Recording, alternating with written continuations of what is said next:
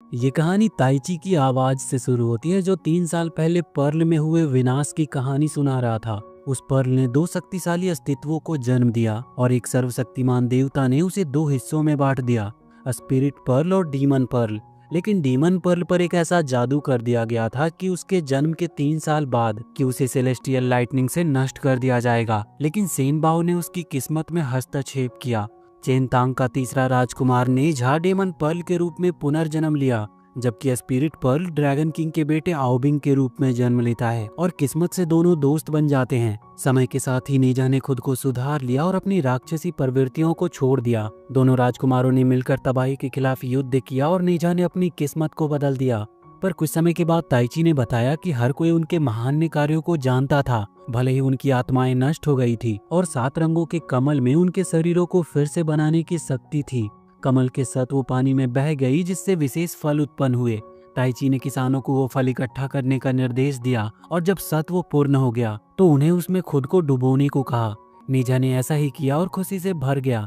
फिर ताइची ने heavenly pig को उनके शरीर को आकार देने को कहा। दोनों ने उनका बहुत ही आभार व्यक्त किया, हालांकि उनके रूप अभी भी अधूरे थे। तभी नीजा के माता पिता ने बताया कि उन्होंने सेनबाओ के संभावित हमले के लिए चेनतांग की सभी सेनाओं को सतर्क रहने का आदेश दिया है। ताइची ने उन्हें सावधान रहने की चेतावनी दी, क्योंकि ड्रैगन किंग एक गंभीर खतरा था। और फिर उन्होंने नीजा को अपनी उपलब्धियों के बारे में बताया। नीजा अपने शरीर के आकार को देखकर खुश तो हुआ, लेकिन अभी भी उसे थोड़ी कुछ दिक्कत थी और वो इसमें थोड़ा बहुत सुझाव चाहता था। इसलिए उसके माता पिता ने भी इसके लिए सहमति दे दी, जिससे वो हेवेनली पिग थोड़ा नाराज हो गया और अंत में उसे ही जादुई छैनी दे दिया। इधर ताइची ने आओबिंग का रूपांतरण किया। वही नेजा का आकार पूरा होने पर उसने देखा कि उसने अपने आप को ही एक बहुत ही घटिया सा आकार दे दिया है। ये देखकर नेजा ने ताइची से रिक्वेस्ट किया कि उसे पहले जैसा ही बनाया जाए, और ताइची ने तुरंत एक जादू किया, जिससे नेजा को उसका तुरंत ही अपना शरीर मिल गया।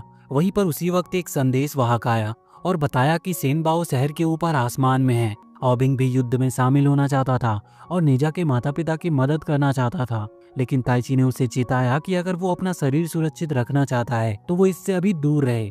शहर के ऊपर सेनबाओ ने घोषणा की है कि वो अकेला नहीं है।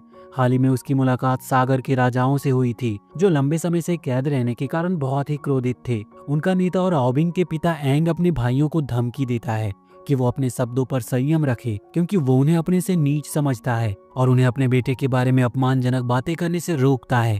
उसकी बहन बातचीत की कोशिश में एक प्रस्ताव देती है। वो सेनबाओ को सेलेस्टियल ओपनिंग टेक्निक साझा करने की पेशकश करती है।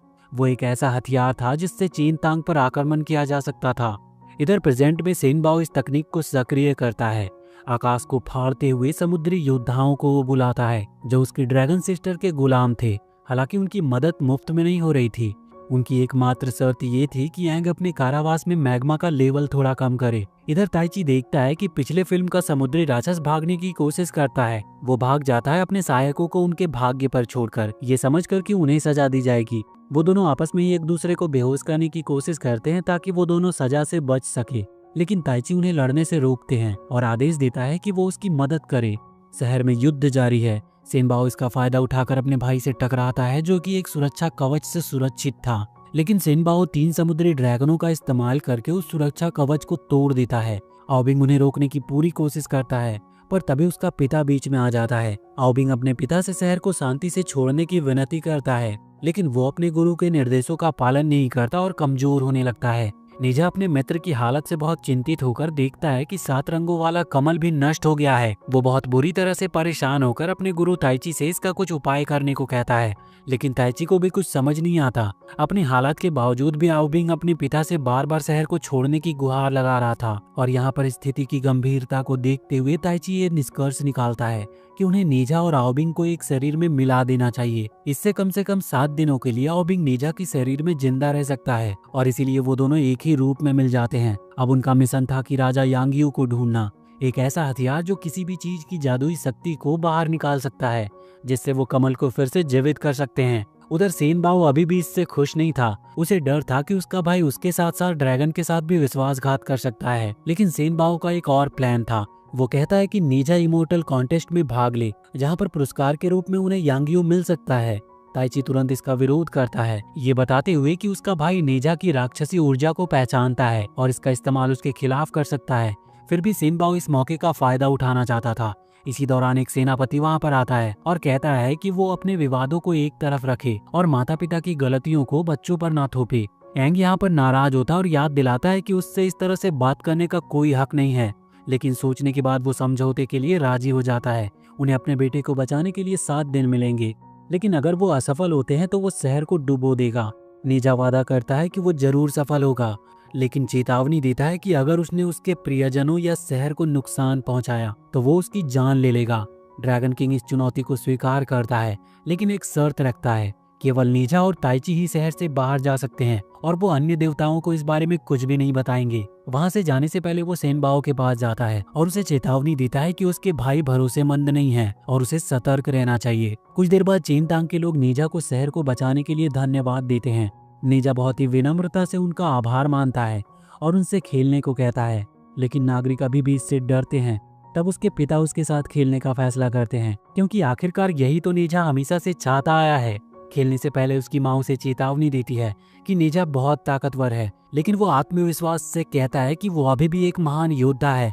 हालांकि अंत में नीजा उन्हें घायल कर देता है, जिससे उसकी माँ भी खेल में शामिल होना चाहती है।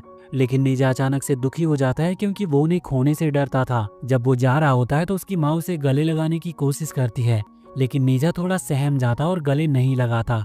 उड़ते समय उसकी माँ उसे सतर्क रहने और अच्छा व्यवहार करने और दूसरों का सम्मान करने की सलाह देती है। नीजा हवा में सोचता है कि उसने अपनी माँ को गले नहीं लगाया, क्योंकि स्थिति थोड़ी अजीब लग रही थी, लेकिन उसे विश्वास है कि वो उन्हें फिर से देखेगा। इसी बीच वहाँ पर ताइची आता है, जो कि बताता है कि परीक्षा पास करने के लिए नीजा को 3 राक्षस राजाओं से लड़ना होगा, लेकिन लड़ते समय उसे अपनी सारी शक्तियाँ दिखानी होगी, लेकिन उन्हें नुकसान पहुँचाए बिना। इसके लिए वो आओबिंग को उसकी जगह पर लड़ने का आदेश देता है। हालांकि आओबिंग अभी तक अपने शरीर पर पूरी तरह से नियंत्रण नहीं पा सका था।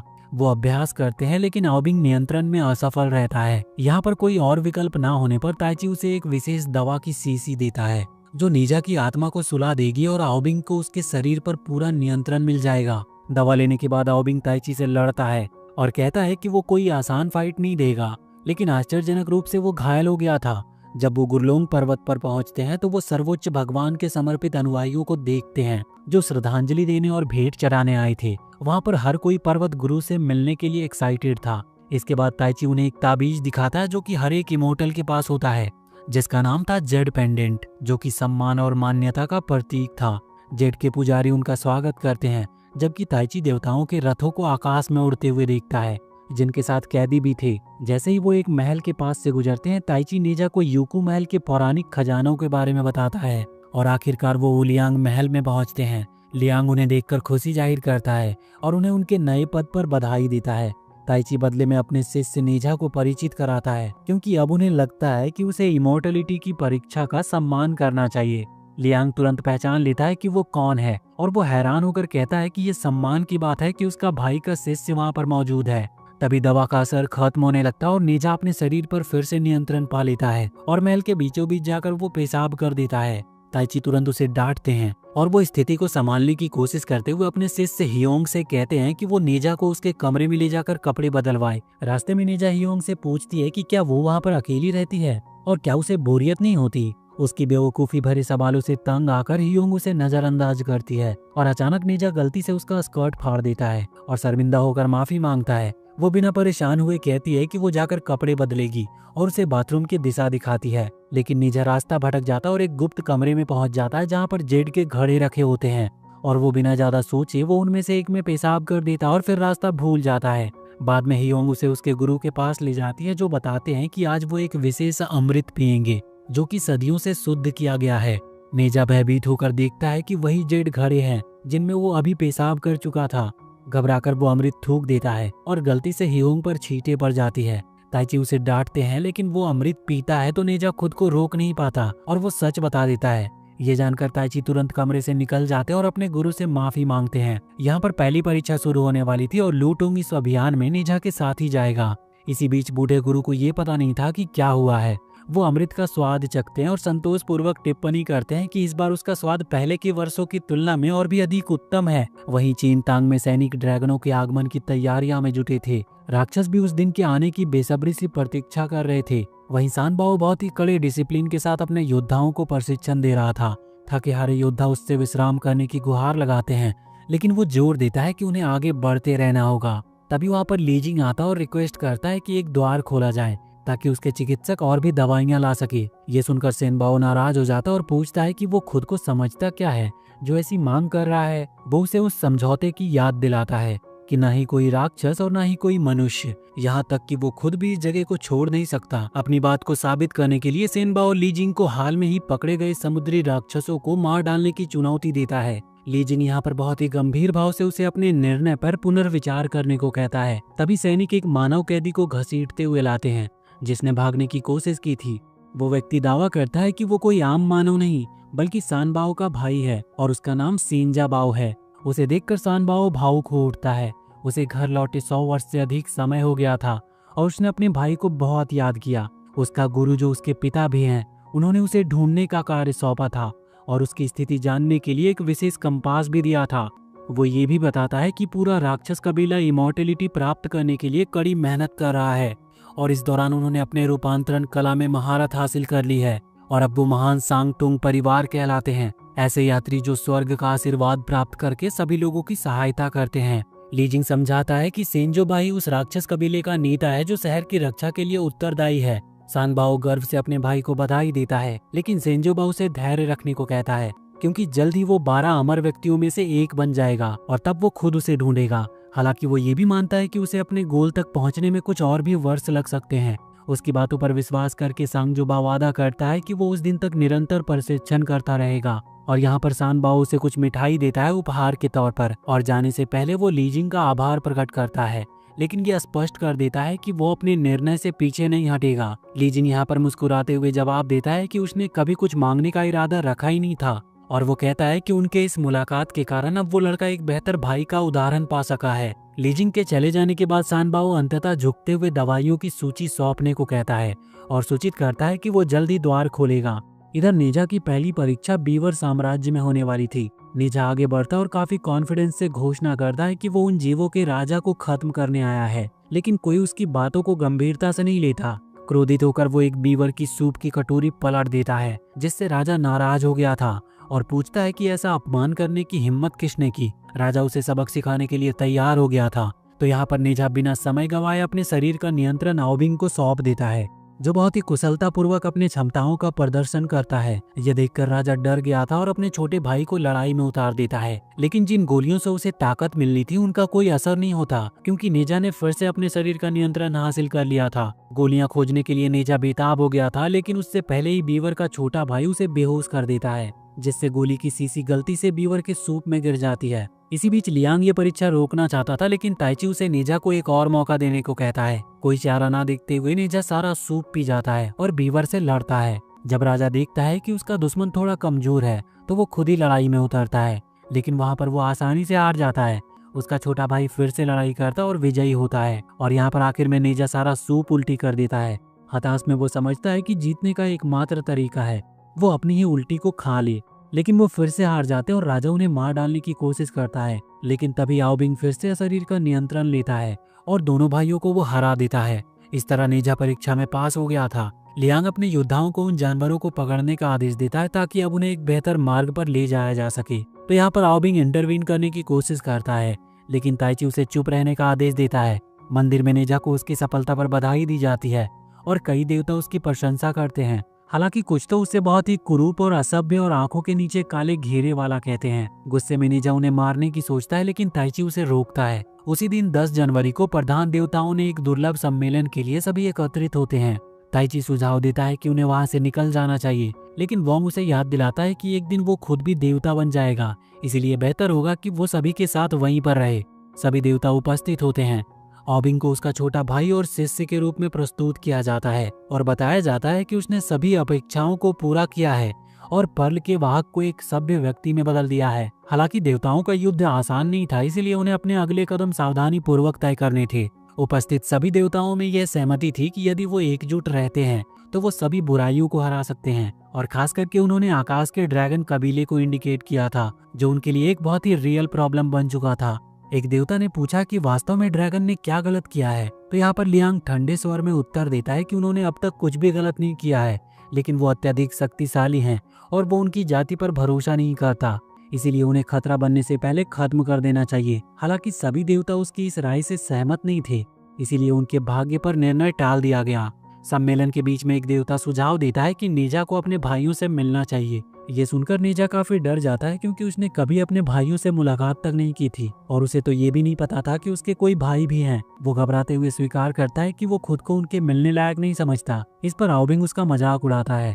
नेजा ऑबिंग को धन्यवाद देता है और गोलियां खा लेता है, जिससे ऑबिंग उसका शरीर पर कंट्रोल कर सके और उसके भाइयों से मिल सके। वहीं कुछ समय के बाद ऑबिंग रोने लगता है, जिससे नेजा उससे पूछता है कि उसे क्या परेशान कर रहा है। ऑबिंग जवाब देता है कि उसे अपने अन्य भाइयों की याद आ रही है, जिससे नेजा चौंक जाता है, क्योंकि उसे तो पता ही नहीं था कि उसका दोस्त और भी भाई रखता है। और एक बहुत ही उदास मुस्कान के साथ ऑबिंग बताता है कि एक तरह से उसका दूसरा भाई हमेशा से नेजा ही था। फिर वो ये बताता है कि नेजा के भाइयों ने उसकी कुशलता के बारे में पूछा था और आश्वासन दिया था कि चाहे कुछ भी हो जाए वो हमेशा उसके साथ रहेंगे, क्योंकि वो उससे बहुत प्यार करते हैं। उन शब्दों से नेजा की आंखें भर आती है। उसे रोता देखकर ऑबिंग उसे चिढ़ाता है, लेकिन नेजा स्वीकार करता है कि वो डरा हुआ है। उसे एहसास होता है कि अब तक वो इस चीज से निराश था, लेकिन वो ये भी समझता है कि वो कभी अकेला नहीं था। उसके पास हमेशा उसके माता पिता थे, जिन्होंने उसका साथ दिया और उससे प्रेम किया। वो दोनों दोस्त वादा करते हैं कि वो और भी ताकतवर बनेंगे और कभी अपने परिवार पर बोझ नहीं बनेंगे। वहीं दूर एक घाटी में सेनबाओ का गुरु और पिता अपने शिष्यों को प्रशिक्षण दे रहा था। वो उन्हें बता रहा होता है कि न्यायप्रिय और आत्मविश्वासी और परिश्रमी बनना कितना आवश्यक है, और तभी वो इमोर्टलिटी को प्राप्त कर सकते हैं। लेकिन अचानक नेजा उनके सामने प्रकट होता है और वो वहाँ पर घोषणा करता है कि वो उसे हराकर इमोर्टलिटी को प्राप्त करना चाहता है, लेकिन उसके लिए उसे उसकी मदद की आवश्यकता है। और वहाँ पर नेजा ने जैसे ही मंत्रों का उच्चारण किया, गुरु ने उसकी सराहना की और बाकी शिष्यों को अभ्यास करने का आदेश दिया। हालांकि गुरु ने नेजा की खामियों की ओर इशारा भी किया, जैसे कि उसका रूखा व्यवहार और खुद की देखभाल की कमी। इसके बावजूद नेजा गुरु का शिष्य बनने की जिद पर अड़ा रहा और आखिरकार गुरु ने सहमति जताई, लेकिन चेतावनी भी दी कि फिलहाल उसके बाकी शिष्यों के साथ ध्यान करना होगा। नेजा, जो इससे निराश था, विरोध करते हुए बोला कि ध्यान तो बहुत उबाऊ होता है। वो तो असली युद्ध प्रशिक्षण की उम्मीद कर रहा था। अपने इस उदंड रवैये से उसने गुरु को अपना मन बदलने के लिए केवल 3 मिनट दिए। उसकी इस बदतमीजी पर गुरु ने उसे बाहर निकाल दिया और चेतावनी दी कि अगर उसने उसकी बात नहीं मानी तो परिणाम और भी ज्यादा कठोर होंगे। अपनी योग्यता को साबित करने के इरादे से नेजा ने ऑबिंग को अपने शरीर पर कंट्रोल करने की अनुमति दी और दोनों ने मिलकर गुरु को चुनौती दी। लड़ाई के दौरान ऑबिंग गुरु के हमले से बचते हुए शिष्यों को ढाल की तरह इस्तेमाल करता रहा। गुरु उनकी क्षमताओं से प्रभावित हुए, लेकिन चेतावनी दी कि वो अब गंभीरता से लड़ेंगे। और उस गुरु की इतनी ताकत के बावजूद ये जोड़ी लड़ती रही और एक मौके पर ऑबिंग ने गुरु को नदी की गहराइयों में धकेल दिया, लेकिन गुरु ने इसका फायदा उठाते हुए हमला जारी रखा और एक आखिरी कोशिश में ऑबिंग ने गुरु को जमीन पर कर दिया। लेकिन गुरु का ध्यान उस वक्त भटक गया जब उसने भगवानों के चिन्ह देखे। इस मौके का फायदा उठाकर नेजा ने उसके हाथ को फ्रीज कर दिया, जिससे लियांग उसे गिरफ्तार कर सके। गिरफ्तार होने से पहले गुरु ने अपने शिष्यों से कहा कि वो अनुशासन बनाए रखे और गरिमा के साथ सजा स्वीकार करे। उन्होंने ये भी बताया कि भविष्य में उन्हें और भी बेहतर गुरु मिलेंगे। हालांकि जाल ने जब अपने गुरु को संकट में देखा तो उसने उसकी रक्षा के लिए हमला कर दिया। लियांग ने उनके अपराधों को देखते हुए उन्हें खत्म करने की कोशिश की, लेकिन ऑबिंग ने उसे रोकते हुए ऐसा ना करने की विनती की। उदासी से भरकर ऑबिंग ने कहा कि उनका गुरु पहले ही मर चुका है, अब केवल अपमान की जिंदगी बची है। इसी दौरान चेनतांग शहर में अब दवा पहुंच चुकी थी। लीजांग ने सेनबाओ से पूछा कि क्या वो उनके साथ भोजन करना चाहेगा। आगे हम देखते हैं कि समुद्री राक्षस अब उनका वफादार सेवक बन चुका था। उसने कहा कि उनके साथ रहकर वो अपने बुरे रास्तों को छोड़ देगा और वो एक बेहतर रास्ते पर चलेगा। तो लीजांग ने पूछा कि क्या भोजन उसे पसंद आया, तो सेनबाओ ने जवाब दिया कि हाँ, क्योंकि वो जानता है कि भले ही उसने अतीत में गलतियां की हो, उसके पास अब भी खुद को सुधारने का एक मौका है। अगर वो अब नहीं सुधरा तो आगे चलकर ये और कठिन हो जाएगा। तभी सेनबाओ ने उन्हें चुप रहने को कहा, ये कहते हुए कि उन्हें इमॉर्टल्स लोगों के बारे में कुछ भी नहीं पता। तभी वहाँ पर उसका एक घायल शिष्य को लाया गया। उसका भाई घबराकर पूछता है कि क्या हुआ, तो यहाँ पर वो शिष्य सिया ने कमजोर स्वर में बताया कि उनके पिता का एक हाथ कट गया है और वो अब कैदी हैं। फिर वो बेहोश हो गया। उसका भाई बताता है कि नेजा ही इसके लिए जिम्मेदार है। वहीं महल में हाओंग ने नेजा को प्रशिक्षण पार करने पर बधाई दी, लेकिन बताया कि यहाँ पर गुरु इस समय उपलब्ध नहीं है और अब उसे आराम करना चाहिए। लेकिन नेजा हमेशा की तरह आगे बढ़ना चाहता था। तब लियांग ने उसे बताया कि उसका अगला मुकाबला पर्वत के राक्षस से होगा। इसके कुछ समय के बाद जेड राक्षस बुरी खबर लेकर आए। चेनतांग शहर पर हमला हुआ था। नेजा वहां पर पहुंचा तो उसने विनाश का भयावह दृश्य देखा। शहर पूरा राख में बदल चुका था। वो जिन भी लोगों को जानता था वो सब मारे जा चुके थे। इस तबाही के बीच में वो अपने माता पिता को खोजता रहा, लेकिन उन्हें वो मिला नहीं। और वहीं जमीन पर उसे अपनी माँ का हेलमेट मिला, और जैसे उसने उसे छुआ उसे एक दर्शन हुआ जिसमें सब कुछ स्पष्ट हो गया। ताइची ने उसे दिलासा दिया कि एक न एक दिन वो उन्हें ढूंढ लेंगे। उसी समय वोलीसांग अपनी नींद से उठा और गंभीर स्वर में पूछा कि इस तबाही का जिम्मेदार कौन है। लियांग ने बताया कि यह हमला बहुत ही शक्तिशाली था। दीवार पर उन्हें एक ड्रैगन के पंजे के निशान मिले, जिसे देखकर वो बूढ़ा गुरु पूरी तरह से हिल गया। उसने सोचा था कि ड्रैगन सुधर चुके हैं, लेकिन अब वो समझ गया था कि वो अपने कारावास से भाग निकले हैं और ये तबाही उन्हीं के करतूत है। लियांग ने उसे याद दिलाया कि ड्रैगन किंग आओबिंग खुद को मुक्त करने की शक्ति रखता है। उन्होंने ये निष्कर्ष निकाला कि अब ड्रैगन हेवनली गेट पर हमला करने की प्लान बना रहे हैं। तो पूरे क्रोध में निजा ने ये घोषणा की कि वो सारे ड्रैगन को खत्म कर देगा, और गुस्से में वो अपनी तीसरी परीक्षा को पूरा करने के लिए निकल पड़ा।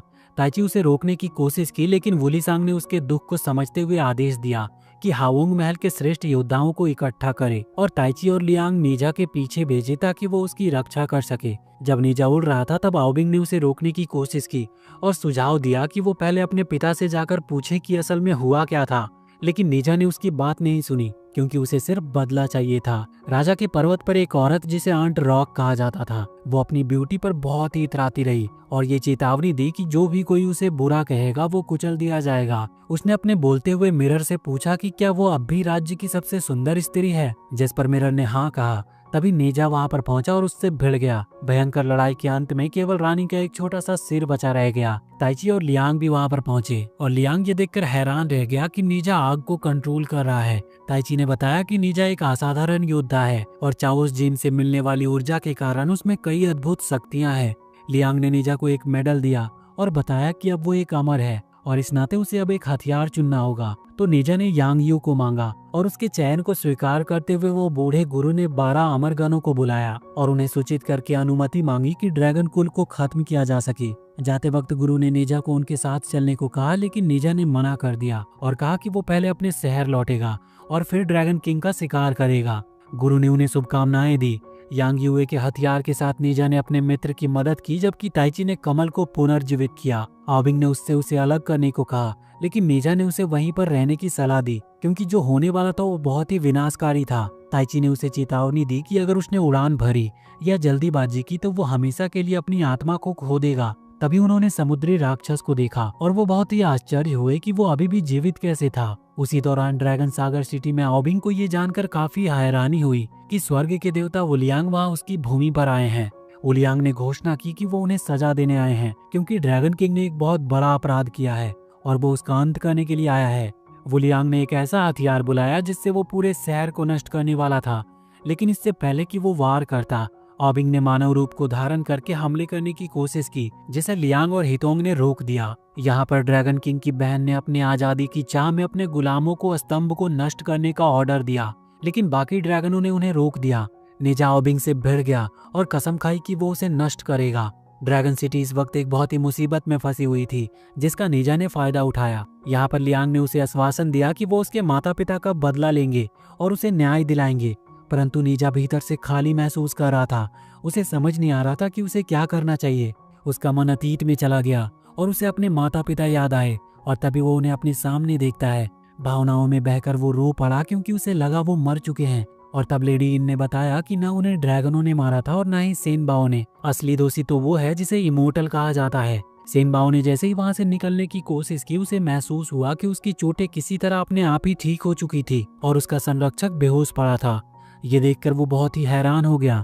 तभी उसे समझ में आया कि उस जगह से बाहर निकलने का एकमात्र तरीका अपने ही रक्षक पर हमला करना था, लेकिन ये आसान नहीं था। वो बहुत ही उलझन में पड़ चुका था। एक तरफ उसका नैतिक धर्म था तो दूसरी तरफ उसकी आजादी की चाह थी, लेकिन हालात उसे मजबूर कर रहे थे।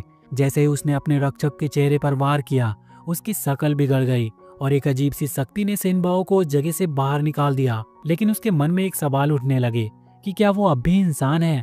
क्या उसके द्वारा किया गया निर्णय सही था, या क्या वो किसी एक बड़े खेल का सिर्फ मोहरा बन चुका है? और ये कहानी अभी भी खत्म नहीं होती, क्योंकि हेवनली दरबार में शांति केवल एक भ्रम थी। असली युद्ध अभी बाकी था। नीजा और आओबिंग ने अपने प्रियजनों से विदा लिया, लेकिन उन्होंने ये भी वादा किया था कि वो भ्रष्ट देवताओं को खत्म करके ही रहेंगे। और दूर किसी अंधेरे कोने में वोलियांग की आंखें अब भी प्रतिशोध में जल रही थी। अंत में आकाश और पाताल के बीच में फिर से एक युद्ध छिड़ने वाला था। एक ऐसा युद्ध जिसमें अब नेजा पहले जैसा मासूम लड़का नहीं रहा, अब वो था एक पूर्ण रूप से जागृत योद्धा जो न्याय और सच्चाई के लिए किसी भी सीमा को पार कर सकता था। और इसी के साथ ये वीडियो यहीं पर खत्म होती है। तो अगर ये वीडियो पसंद आई हो तो चैनल को सब्सक्राइब करके बेल आइकन जरूर दबा लें और कमेंट सेक्शन में हमें बताएं कि आपको ये कहानी कैसी लगी।